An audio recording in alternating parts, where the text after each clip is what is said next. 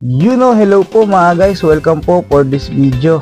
Ito na po ang kabuuan ng video ni kapatid na June. Pwede magtanong? Saan po ba pwede magtanong?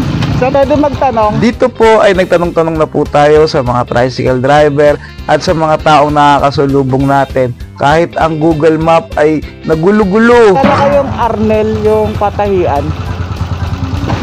At salamat po sa Diyos dahil mayroon pong tao na nagmalasakit po upang samahan ako sa lugar na pupuntahan ko. Shoutout po sa kanila. Kung hindi po dahil sa kanila ay aabutin na naman po ako ng siyam-siyam sa paghahanap sa bahay ng kapatid. Dahil ang totoo ay mahigit 1 oras na akong ikot-ikot sa lugar na ito. Pero salamat talaga sa Diyos na sinasamahan niya po ang aking paglalakbay patungo sa bahay ng kapatid na aking hinahanap. Ayun po, halos 1 oras kalahati o 2 oras na po tayong naghahanap at sa wakas ay natagpuan na rin po natin ang bahay ng kapatid. Tao po. Nakilala niyo na ako, brother? Opo, ay salamat sa Diyos. Ipunin mo na kayo. Dito po ay nagkwentuhan po kami ng kapatid, kinamusta at pinakinggan natin ang kanyang salooben upang kahit papano ay gumaang ang kanyang pakiramdam. Pagkatapos ng mga kamustahan at kwentuhan, ay naggupitan na kami. Ang istorya po ng kapatid ay mayroon po siyang sakit na half stroke.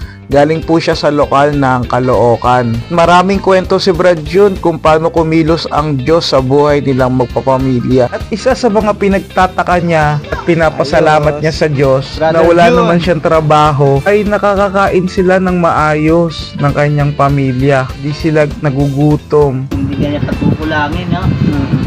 3 kilong bigas lang po yan, Brad June. Pasensyahan niyo na po. Ay, salamat. Una po sa lahat, magpapasalamat po muna ako sa Diyos na patuloy po nagbibigay ng lingap sa akin.